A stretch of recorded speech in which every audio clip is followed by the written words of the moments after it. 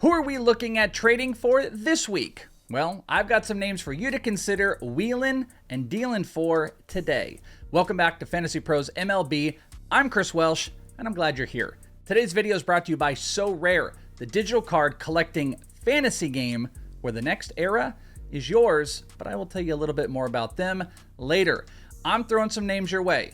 You don't like them? Throw them right back. But you might want to give some heavy consideration before you do, so let's get into those names.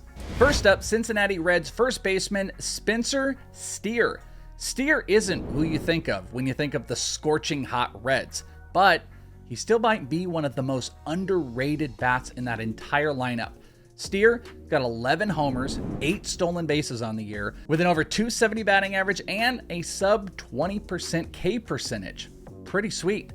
Even though Spencer Steer is 96% owned in CBS League, one of the biggest questions is how sustainable is it all going to be? Rest of season projections on Steer actually show an average dip as it moves down to 259, but his power numbers are more. He's got 12, while his stolen base numbers, at least as far as projections go, seem to taper down. But what this does is it still puts Steer with an almost 25 homer season with double-digit stolen bases. Though he is struggling with an under 240 batting average in June, he's shown the ability to not swing and miss while being a clutch 5-category player. Throw on top that he's hitting behind two of the most electric rookies in baseball in Elly De La Cruz and Matt McLain. The RBI opportunities, they should stick, while his recent struggles are creating a nice buying opportunity where rest of season projections are actually telling us a really solid positive story for the rest of the year. I'm in on Spencer Steer, and I think that 96% ownership could switch in your favor. Coming up at number 2, and these three, by the way, the name I just mentioned, the name I'm going to, and the name that's coming up, these are what I kind of consider the throw in the trade names. These are 3 guys to focus on here for a second that are guys that you can get thrown in your trades. And number 2 is Colorado Rockies third baseman, outfielder, whatever you want to consider, Nolan Jones. Now, early on, I didn't really want to believe that Jones was turning the corner, but he sure seems to. Of batters with 100 plate appearances, Jones has a top 40 expected batting average in the league at 282. And what's cool is that's not that far off from his current batting average, which is 316. His 551 slug, that's met with an expected slug of 536. That is 22nd best in the league with those same qualifications. In 28 games this year, Jones already has 5 homers and 4 stolen bases, though those 4 stolen bases came in 1 week. I do worry about the K rate, which is over 30%.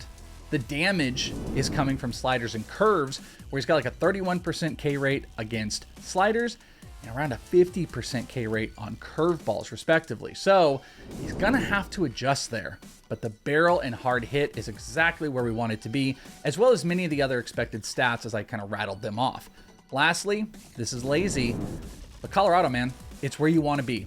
Where he does have a big dramatic split difference between righties and lefties, where he hits righties a lot better than he hits lefties, he doesn't have what you might be looking for, that home road terrifying thing. He's actually hitting 325 on the road. So throw in Trade City. That's number 2 on the guys I am trying to get thrown in on trades.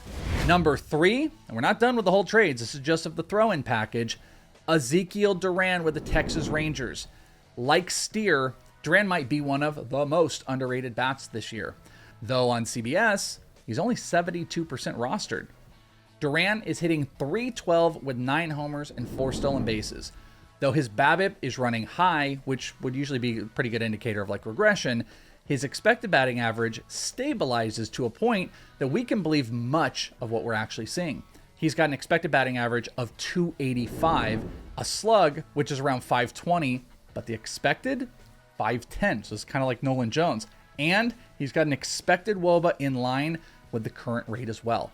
Add on top of it an 11.5% barrel percentage, which I am typically looking for like 10% and above, and a 46% hard hit percentage. That's actually more than Nolan Jones.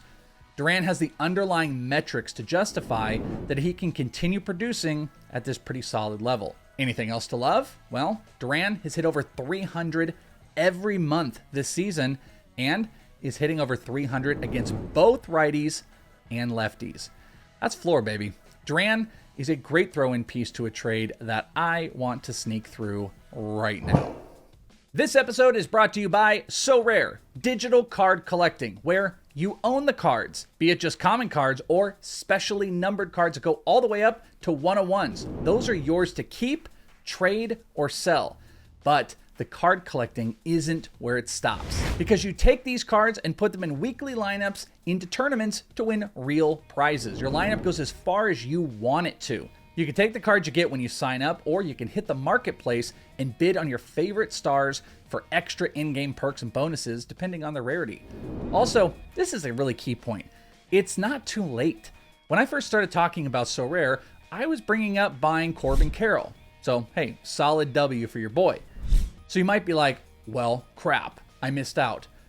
Well, think about Ellie De La Cruz coming up and the market he's opened in just the last few weeks. The markets, they're changing daily, and you can only find the next big star on SoRare if you're playing on SoRare. So go to fantasypros.com/collect today and sign up and play. fantasypros.com/collect. You can also join our Leading Off League by going to fantasypros.com/leading off league. Play against myself, Joe Pizzapia, and all the Leading Off listeners. SoRare, where the next era is yours. All right, now we've got the throw-in trade packages done. Here are two bigger names that I'm taking a look at this week. I'm looking at Miami Marlins starting pitcher Jesus Luzardo for a little bit of pitching action. Luzardo switched up his pitch mix this year, going heavy into the fastball. It was 29% used last year. It's up to around 43% this year. That has made the slider even more efficient because the fastball has set it up. His slider has gone just a tiny bit up in percentage, but the whiff rate went from 41% up to 50% this year. He's also added velo as the slider is up 2 miles per hour, but ironically, the whole thing, the K percentage isn't really up. What's of note here? His walks are down a full run from last year. So this speaks to that change in the fastball to slider mix that he's done. He's become more efficient, throwing less balls. Luzardo has had around a 3.5 ERA this entire season, but over the last 30 days, his ERA is the same, but his xFIP sitting at 2.88.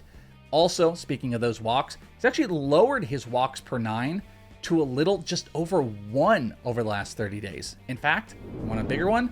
He's walked only 1 batter or less in 8 straight games. So maybe a little bit of that high crazy in potential has rubbed off a little bit, but he's created a better fantasy floor, which sometimes we're looking for that with some starting pitchers, especially 10K per 9 pitchers.